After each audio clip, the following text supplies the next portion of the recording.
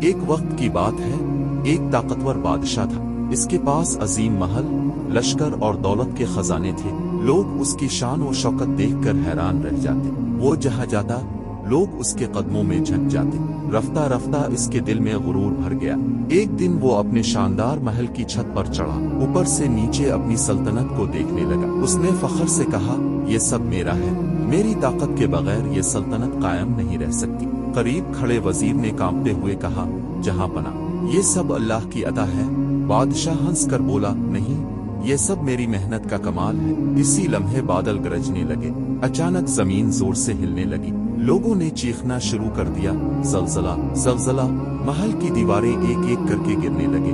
وہ بادشاہ جو ابھی تک غرور سے کھڑا تھا، زمین پر گر پڑا۔ گرد و غبار میں اس کی آواز آئی، بچا، مجھے بچاؤ! لیکن کوئی نہ بچا سکا۔ لمحوں میں سب کچھ مٹی میں دب گیا۔ لوگوں نے عبرت حاصل کی کہ غرور ہمیشہ زوال کی طرف لے جاتا ہے۔